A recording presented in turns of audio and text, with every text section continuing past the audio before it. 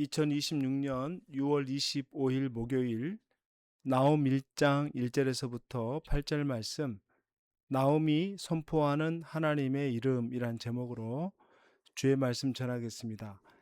나홈이라는 이름의 뜻은 위로입니다. 그런데 나홈서를 읽어보면은 위로의 책이라기보다는 심판의 책에 더 가깝습니다. 아수르 제국의 멸망을 선포하고 하나님의 진노를 묘사하는 그런 강력한 단어들로 가득 찹니다. 그렇다면 어떻게 이 책이 위로의 책이 될 수 있는가? 그 답이 오늘 본문 안에 있습니다. 나홈 1장 1절에서부터 8절 말씀, 아수르를 향한 심판 선언 이전에 하나님이 어떤 분이신가, 하나님은 어떤 분이신가에 대한 그 고백이기도 합니다. 나홈이 고백하는 하나님은 어떤 분이신지를 오늘 이 말씀을 통해 함께 묵상하기를 원합니다. 첫 번째로는 질투하시는 하나님입니다. 1절과 2절, 니느웨에 대한 경고, 곧 엘고스 사람 나홈의 묵시의 글이라. 여호와는 질투하시며 보복하시는 하나님이시니라.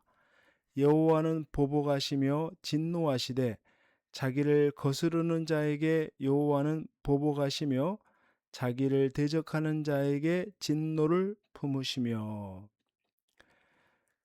하나님은 질투하시는 하나님이다. 그리고 세 번 반복되는 말이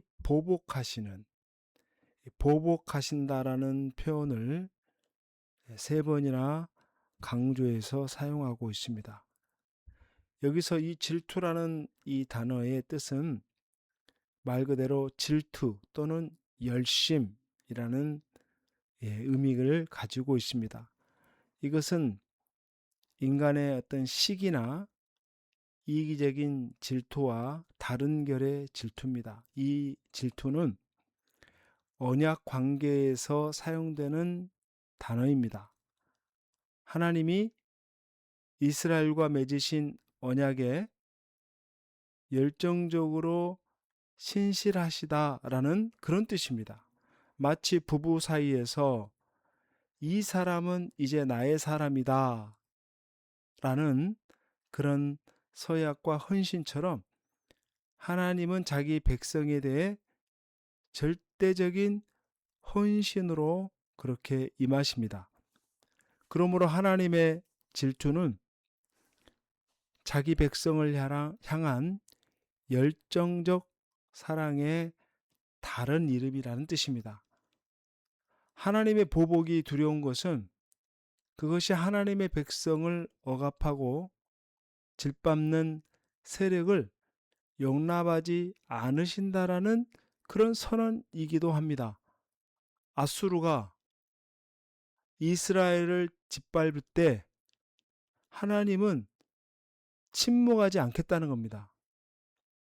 질투하시는 하나님은 자기 백성이 당하는 고통을 방관하지 않겠다는 겁니다. 자기 일처럼 대응하겠다는 겁니다.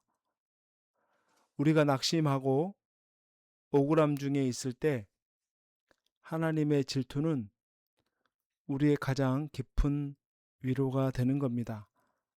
왜냐하면 그분은 나를 포기하지 않기 때문입니다. 두 번째로는 전능하신 하나님입니다. 3절에서부터 5절, 여호와는 노하기를 더디하시며 권능이 크시며 벌 받을 자를 결코 내버려 두지 아니하시느니라. 여호와의 길은 회오리 바람과 광풍이 있고 구름은 그의 발에 티끌리로다. 그는 바다를 꾸짖어 그것을 말리시며 모든 강을 말리시나니 바산과 갈멜이 쇠하며 레바논의 꽃이 시드는도다. 그로 말미암아 산들이 진동하며 작은 산들이 녹고 그 앞에서는 땅 곧 세계와 그 가운데에 있는 모든 것들이 솟아오르는도다. 아멘. 3절 이하에서 표현되고 있는 하나님, 노하기를 더디하시며 권능이 크시며, 노하기를 더디하는 것과 권능이 크다, 서로 모순처럼 보이지만은 사실은 하나입니다. 하나님은 능력이 있기 때문에 기다릴 수 있는 겁니다. 능력이 많으시기 때문에 조급하지 않습니다. 당장 심판할 힘이 있지만은 하나님이 기다리시는 겁니다. 4절 이하에 그 하나님의 전능하심을 자연현상을 통해 묘사합니다. 하나님은 바다를 꾸짖습니다. 강을 말리십니다. 작은 산들이 진동합니다. 녹아내립니다. 세계와 그 가운데 있는 모든 것들이 솟아오릅니다. 바산과 갈멜이 쇠하고 레바논의 꽃이 시듭니다. 이러한 모든 표현들은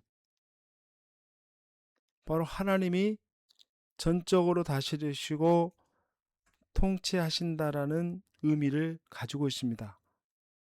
그 모든 자연이 하나님 발 앞에 엎드린 피조물에 불과하다는 것을 나옴이 선포하는 겁니다. 세상에서 가장 강력해 보이는 것들, 가장 두렵게 느껴지는 권세들도 결국 하나님 앞에서는 피조물에 불과하다는 겁니다. 우리를 위협하는 것들의 실체는 사실 하나님 앞에서 아무것도 아닌 겁니다. 우리가 이것을 깨달을 때에 우리는 비로소 이 세상의 두려움에서부터 벗어날 수 있는 겁니다. 인생에 강한 폭풍이 몰려오더라도 우리는 여전히 전능하신 하나님을 신뢰하며 믿음 가운데 나갈 수 있는 겁니다. 세 번째로는 선하신 하나님입니다. 7절과 8절, 여호와는 선하시며 환난 날에 산성이시라. 그는 자기에게 피하는 자들을 아시느니라. 그가 범람하는 물로 그곳을 진멸하시고 자기 대적들을 흑암으로 쫓아내시리라. 여호와는 선하시다. 또 환난 날에 산성이시다. 산성이라는 것은 피난처, 요새, 안전한 곳을 의미하는 군사적 용어입니다.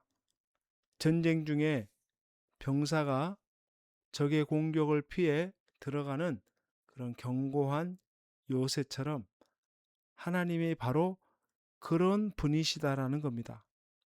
세상이 무너지고 대적자들이 몰려올 때에 우리가 피할 수 있는 가장 안전한 곳이 어디냐? 바로 하나님이시라는 겁니다. 그런데 7절 뒷부분이 더 감동적인 것이 그는 자기에게 피하는 자들을 아신다고 말합니다. 단순한 알미 아닙니다. 우리의 형편과 처지와 고통을 다 아는 그 알미입니다. 하나님이 나를 방치하는 것이 아니라 너무나도 자세히 잘 알고 계시고 나를 품고 계신다는 겁니다.